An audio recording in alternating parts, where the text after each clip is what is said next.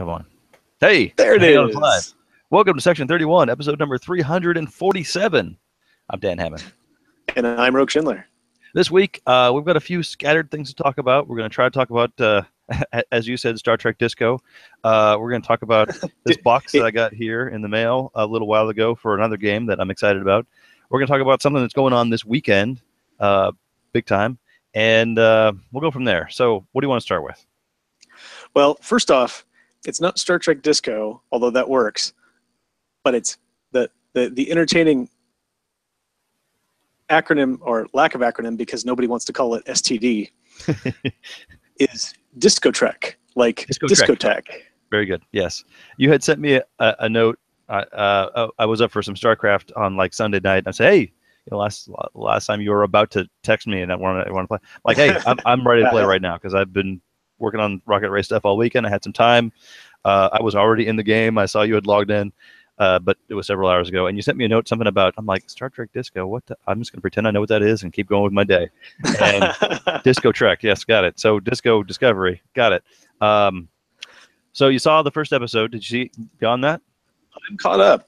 All right. I'm excited that there is new Star Trek on TV. And honestly, and when we could talk about that too, there's really not only one Star Trek show on right now, but there's basically two.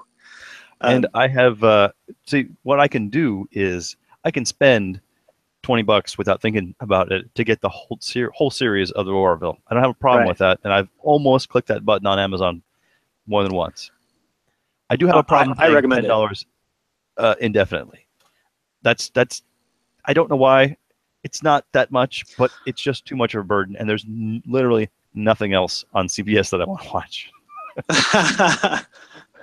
Well, as far as that goes, I mean, then you have to wait for it to come out. But you can do like I did, or I'm planning to do with not Stars. What is it?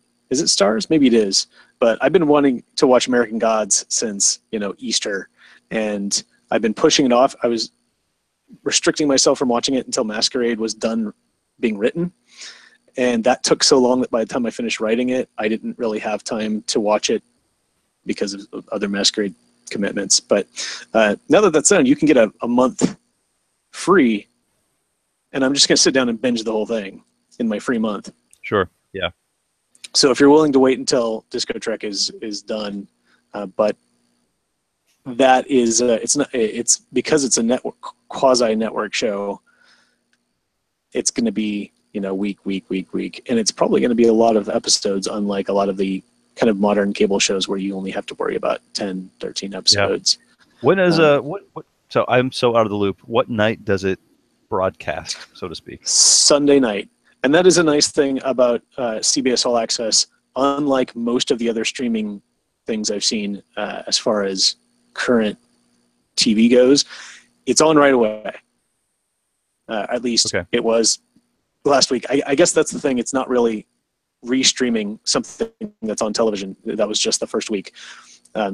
It's only on the internet, so it's got to be on right away. But yeah, I think it's like 8 or 8:30 Sunday nights. So I don't know what I was. What made me think about it, but at some point I had an epiphany last night. I was like, "Oh my God, there's a new Star Trek on tonight," and I got really excited because. And I'll put it in a weird context for you, because everybody's been talking about, it's the 30th anniversary of TNG was last week, and it's been this long since Voyager ended and that long since we've had new Trek. But here's a context that is directed straight at our demographic, at our target audience. The last Star Trek show that was on television has printed cards by Decipher in 1E. Yeah, sure. That's a long time ago. That's a long time. Yeah. All right. You one of the things you suggested is we try to catch an episode on Friday nights before our Friday night gaming. Sunday night release means that's a long week to go. I might have to. Most of the. Yeah. We might try to figure out something to do for a Sunday night viewing so that we can talk about it on Mondays. All right. I'm totally fine with that. All right. That'll be my homework to see if I can figure it out. Maybe my folks are paying for it or something, and I can scam their password or something. I'll see what I can do, and we will make an attempt to get current and discuss it on our. Since we got a Monday show, we might as well talk about the previous night's episode. I think it's a good idea, and we were kind of going to talk about it last week. You didn't watch it yet, but so I think what I'm going to do, I'm going to pitch you. I'm not going to talk about last night's episode, aside from, at least not with spoilers. But I am going to talk about the premiere, the 2-part premiere. So if you haven't watched the first 2 episodes of Discovery yet, this is your spoiler warning right now. I'm going to go crazy. This is it, all no holds barred. So the thing that really, after I got done watching it, I was just kind of not sure what to think. And I actually started rewatching it again because I just wanted to have some context. But I really wanted to give it every chance. I know there's been a lot of people like, oh my God, the Klingons look different. I'm not going to watch it. Or, how's this going to happen? Whatever. And I didn't want to let the fanboy brain take over. Mm-hmm. But it was really, really hard. Because there are some, the Klingons do look different. They're wedging it into the continuity again. It's between 2 existing ships. It's not even before now. Now it's wedged in between Enterprise and TOS. They could have made it their own reboot. They could have made it part of the Kelvin universe. Instead, they chose to go Prime verse. So they have a lot of baggage with that. And it's hard not to, sit there racking my brain for the, 300 hours of Star Trek canon there is, going, does this happen? Does that work with this? Does this with that? And this tech doesn't look, is a little too futuristic or whatever. I'm trying to let all my brain go with that. And like I told Mac, I was like, if it was not Star Trek, I would have loved it. I would have had no problem watching it and really enjoying it because my brain wouldn't have been distracted by all of that. Does this fit with Star Trek nonsense? Okay. So that was a personal hang up. Do you recall the same feeling back when Enterprise came out, when this would be great if it didn't have to fit, or was the amount of space that Enterprise was taking up big enough that it didn't feel like it was wedged in? Enterprise was a lot further before. I just found out today that Discovery is actually only 10 years before TOS. So my folks watched it. I remember watching TOS, with them, when it was being rebroadcast and we would, eating dinner, right, way back in the day. And one of the things they said is hard to reconcile the fact that this is 10 years before TOS and everything looks like it's about 50 years. I mean, it looks like better than TNG technology, right? Yeah. The uniforms don't look like they're going to morph into the single color right stuff, And I had some of those same issues. Like part of me, I just had to reconcile. I had to be okay with not reconciling it. Because when you come down to it, it's kind of a weird thing to get in the way of storytelling. Like they have big hollow projections and like better than Star Wars level hollow transmissions going on. Right. Which was a new thing in DS9. Yeah, late DS9. Late DS9. So, but if you consider it, rather than trying to be super hard and fast to exactly where that is, we're trying to imagine this as the future. It's hard to, instead of thinking like it's hard to look at this and reconcile it with being the TOS, think of it like it's hard to look at TOS and reconcile it with it being 200 years from now. Sure. So in that context, it's like, okay, Discovery is a good leap, and they don't make, strictly speaking, they don't make any technological advancements that are drastically outside of canon. They still have the same phasers and warp and sensor. That there's a cloaking scene with the Klingons, and they're like, "Holy shit, what is this?" Because they don't know that there's such a thing yet. Apparently, this is it. At least, not that the Klingons have it. So, again, that was a thing that hung me up, but I'm trying to get past it. And in all of the excitement of that first episode, 2-parter. It was hard, but This week, I had a lot less problem with it. So Okay. apparently you get used to it. It also helped that I don't know if it's just the feel, but I think it's the set and the design as well. Because I felt like in the first episode, everything was very kind of dark and very spacious, and it didn't really look like a Starfleet ship. It was cool, but I was like, I don't know. But they finally get to Discovery in the third episode, and it's like, oh, okay, we're on a Starfleet ship. This is it. But now I feel much more Okay. Trek home. Interesting. Which is part of the whole thing about the pilot is, and I think you've actually read this. Do you remember that Mike Stagpole trilogy, Dark Glory War? Yeah, I think so. I'm trying to think it's on the shelf. And it's kind of got that Hobbit, The Rings format where there's a trilogy, but there's also a book, a prequel book, or a prelude book that kind of sets everything up. This felt like it could have been a movie. Like you could have said, "Hey, Star Trek Discovery, the introductory movie," and then you start with the third episode as the beginning of the, like Clone Wars did. And I've seen someone on the board post that it's not a pilot. Calling it a pilot is bad. It's a prelude. It's totally a prelude. It's an introduction. This show does not have a pilot because it didn't need a pilot. They ordered the show without a pilot. A pilot is something you produce to see if they'll buy the show.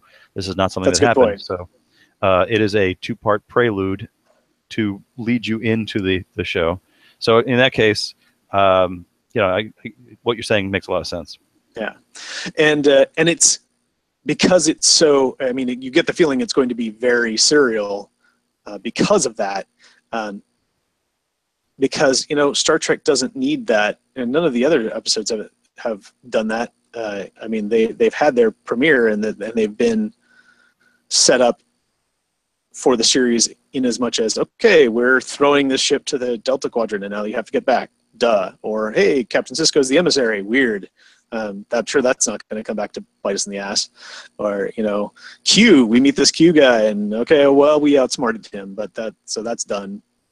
But this was like really epic. Like it's the whole, not first contact with Klingons because that happens in Enterprise, but it's the escalation and ultimately beginning of the war, the seldom referenced but does occur war pre-TOS with the Klingons.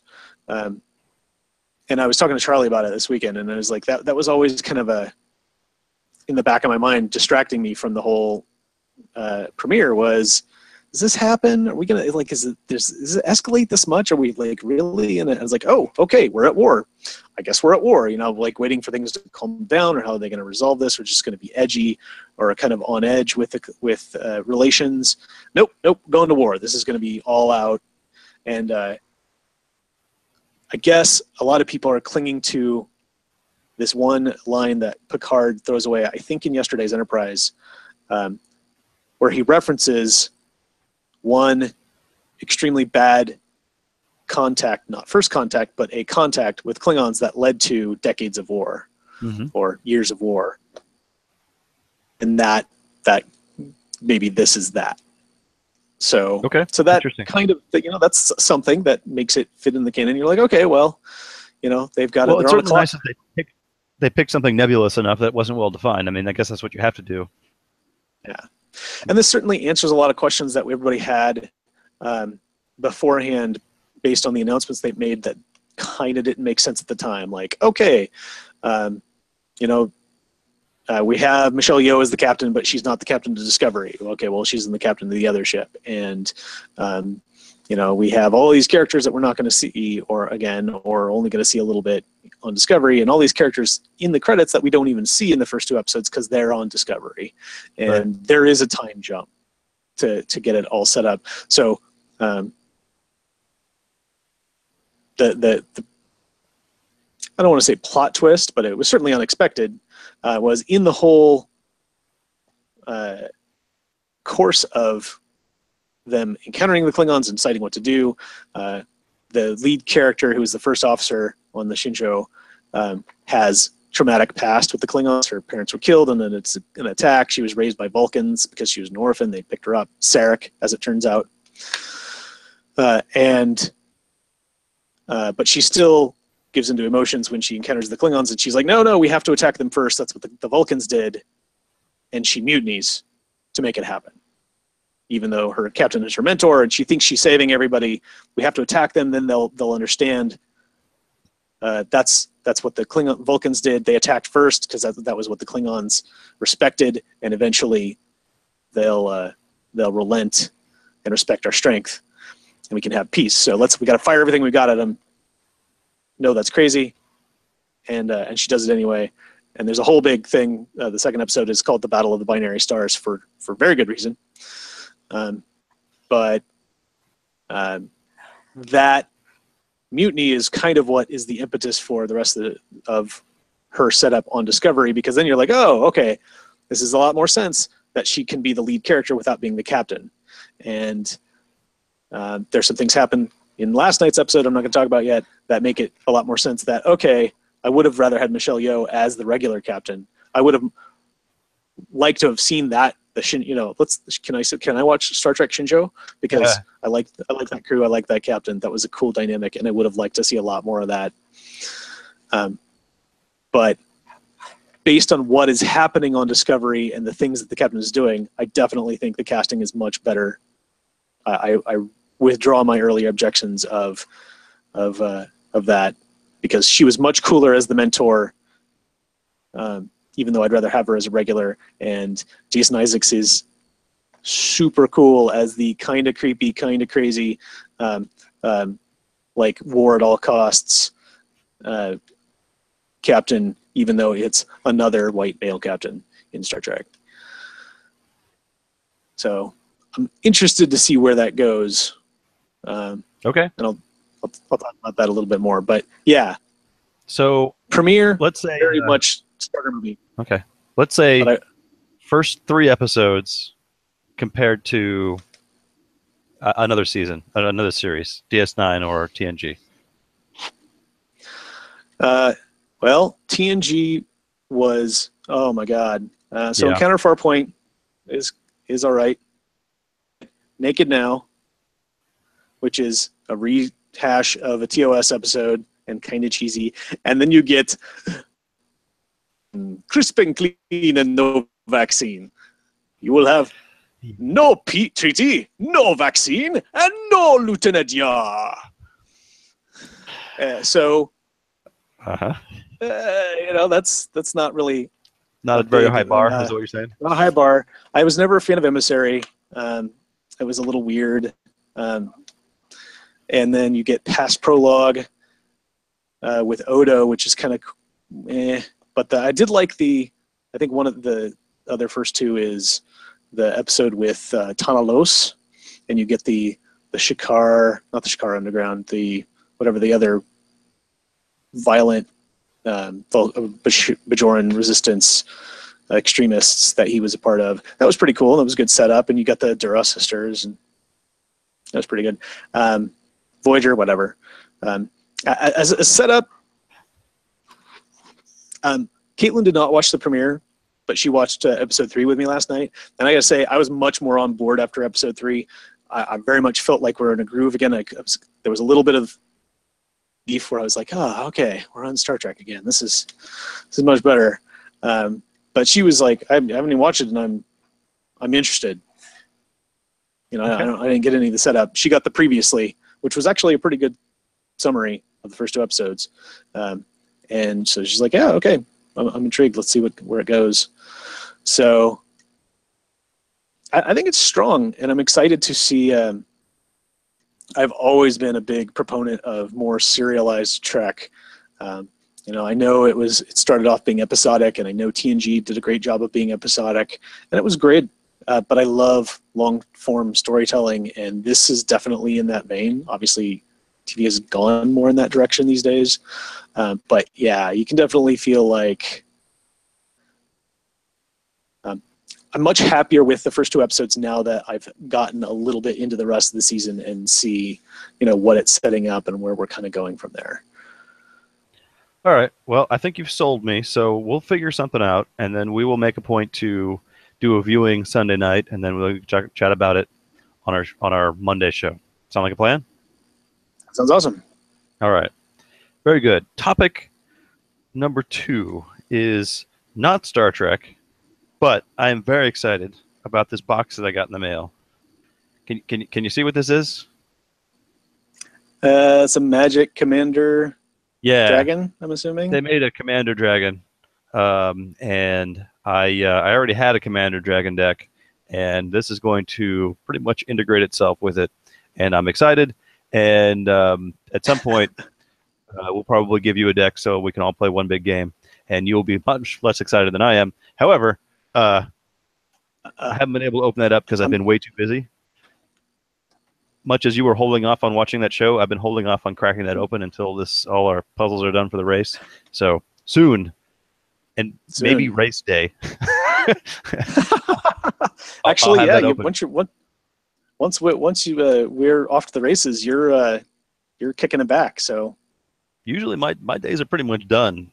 You know, we're at the start and we're there at the finish, and we kind of hang out where it's interesting, and so we should have some time. So yes, exactly. I'll probably be breaking that open.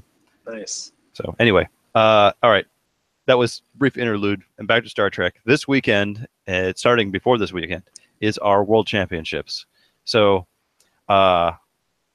we have? I think I want to say that there's a side event going on in San Diego, but what do we got for predictions?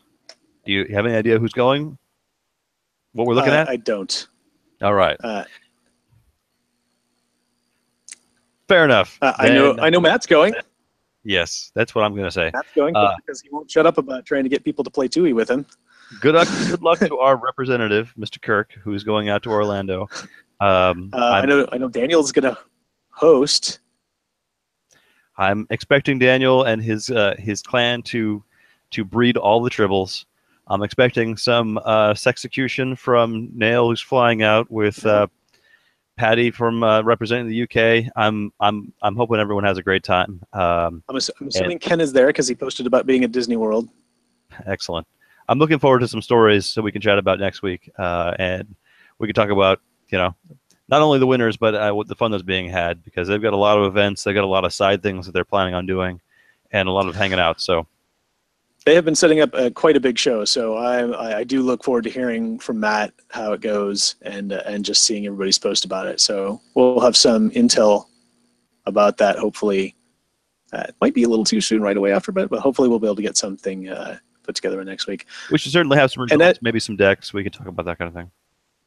Yeah, and if we get more, maybe we can get some firsthand stuff from Mr. Kirk a little bit after that. Yeah, but. You are correct. I believe we are trying to put together, if we can get quorum, a side event for this weekend. JD, it sounds like his shipping out got a little bit pushed out, so he is definitely in for one more weekend. So I'm hoping we can make it happen so that he can have another tournament before he has to ship out for a while. I think we have 3 right now, so still waiting to hear from one Ian Tribbles on Saturday. Yeah. So we have 3.5. Thomas was a maybe. So maybe Johnny will come up. Maybe somebody else will suddenly become free. I know you probably are going to be race busy. I should be race busy, but we'll see. It's 3 p.m. No longer. We should push it back to 3 o'clock so that we can accommodate. So I will see what I can do. I can't guarantee, but I have a deck put together, so we'll see what I can do. Oh, there you go. I was going to ask if that would help, but I got if somebody made you a deck, but you have one. I have a couple that I put together back there that are waiting for. Well, they need to be updated, but that shouldn't take too long, right? It's only first edition. How many cards could there be? Very good. I finally finished putting together the 3 sets I was behind, and now just in time for pre-warp and Live Long and Prosper to come out. So I got that printed and cut up. So I'm almost current. I wouldn't expect any new cards from me this weekend, though. Yeah. But we'll see. All right. So hopefully that'll happen. That'll be exciting. We can have news about that too. Sounds good. We'll chat about the local event. We'll talk about Worlds results. If all goes well, we'll talk about the most recent episode of Discovery. Are you keeping up on Orville as well? Yeah, I was just going to say, while we're selling people on stuff, I would like to recommend, I won't go on at length about it, but I know I was hesitant about it. A lot of people were kind of on the fence, but if you are not sure, I highly recommend giving it a shot. It's pretty startlingly amazing how good it is. I have mixed feelings about Seth MacFarlane. He is very talented. I don't always like everything he does, but he is a lifelong Star Trek fan, and he really, really did the show justice.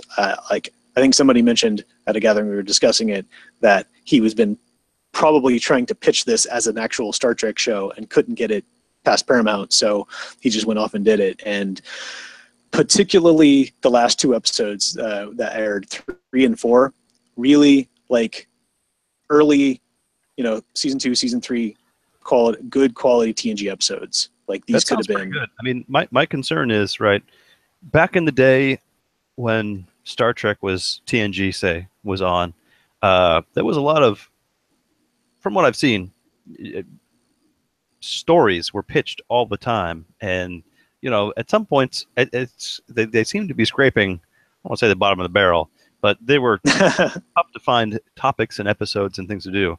And now we've got 2 good Star Trek shows going on at the same time. You got to think that there's some kind of pull between the two, right? I mean, I guess granted, back when TNG was on, you had things like Farscape and Babylon 5 and all those other things pulling sci-fi writers away too. So maybe that's not really an issue. Well, so here's the thing. As far as them competing with each other, I don't think there's any issue because like if DS9 and TNG were on at the same time, would you still have watched both?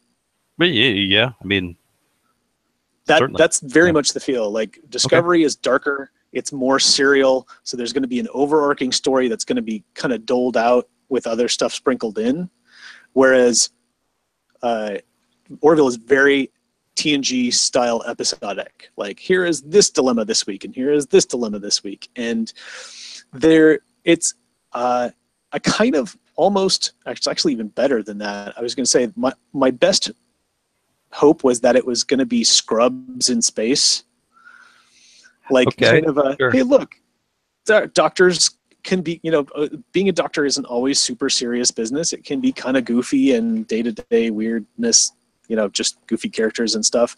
And there's an element of that, but it's also a very, it's got a good element of TNG in it. Yeah, social commentaries, but yeah.